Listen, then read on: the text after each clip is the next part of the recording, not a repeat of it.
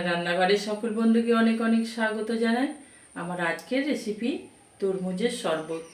এই গরমে ইফতারের সময় এই রকম এক গ্লাস ঠান্ডা তরমুজের শরবতের কোনো বিকল্পই হয় না।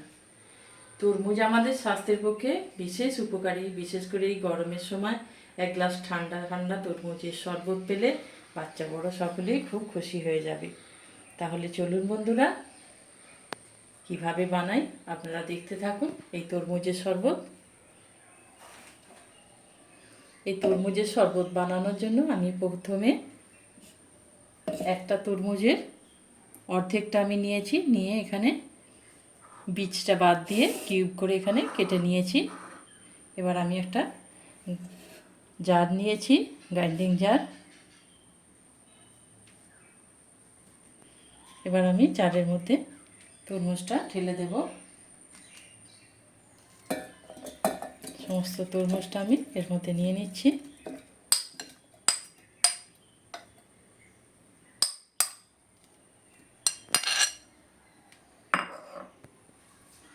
এবার আমি এর মধ্যে দিয়ে দেব 1 চা চামচ লবণ,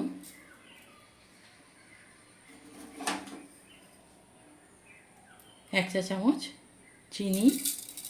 তরমুজটা যেহেতু খুবই লাল মিষ্টি, তাই চিনিটা আমি এখানে 1 চামচই দিলাম। আপনারা মিষ্টিটা আপনাদের পছন্দ মতন দেবেন। এবার দিয়ে দিচ্ছি আমি 1/2 চা চামচ বিট লবণ,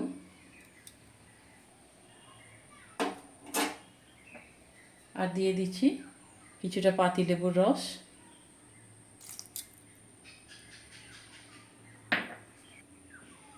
এবার বন্ধুরা, এর মধ্যে আমি খুব সামান্য জল অ্যাড করে দিচ্ছি, আর দিয়ে দিচ্ছি কয়েকটা আইসক্রিম।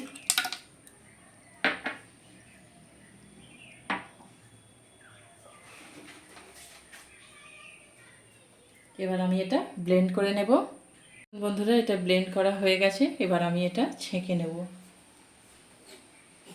তার জন্য আমি একটা জাগ নিলাম, এবার একটা ছাঁকুনি নিলাম। এই ছাঁকুনির সাহায্যে আমি এই জুসটা ছেঁকে নিচ্ছি। এর মধ্যে যদি কোনো আঁশ থেকে থাকে তাহলে এই ছাঁকুনির মধ্যে সেটা আটকে যাবে।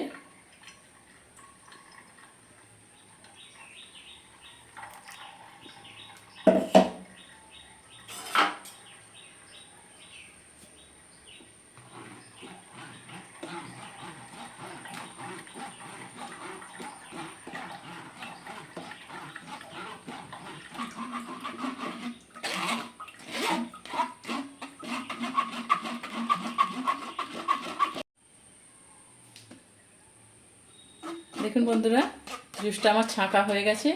যে তরমুজের মধ্যে আঁশটা ছিল, সেই আঁশটা এই ছাঁকুনির মধ্যে আটকে গেছে। এবার এটা আমি ফেলে দেব। দেখুন বন্ধুরা, তরমুজের জুসটা আমি এখানে ছেঁকে নিয়েছি। এবার আমি এটা সার্ভ করে দেবো। তার জন্য আমি দুটো গ্লাস নিয়েছি কাঁচের। এবার গ্লাসের মধ্যে আমি দিয়ে দেব 2 টুকরো আইস কিউব,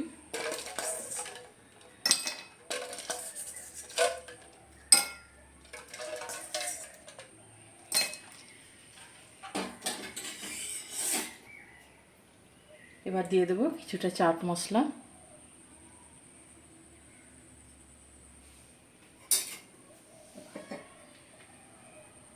এবার জুসটা আমি এর মধ্যে ঢেলে দিচ্ছি গ্লাসের মধ্যে।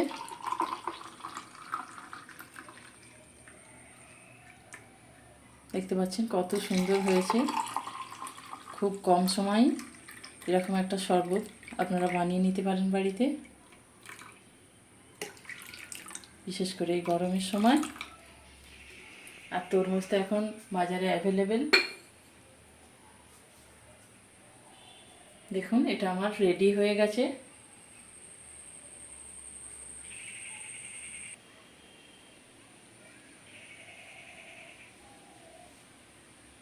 দেখতে পাচ্ছেন বন্ধুরা, বাড়িতে ঠিক এই রকম পদ্ধতিতেই আপনারাও বানিয়ে নিতে পারেন তরমুজের শরবত। খেতে দারুণ লাগবে। আর ভিডিওটা যদি ভালো লেগে থাকে লাইক শেয়ার কমেন্ট করতে ভুলবেন না। আর আমার চ্যানেলে কোনো নতুন বন্ধু এসে থাকলে চ্যানেলটি অবশ্যই সাবস্ক্রাইব করে দেবেন। সকলে খুব ভালো থাকবেন, সুস্থ থাকবেন। ধন্যবাদ।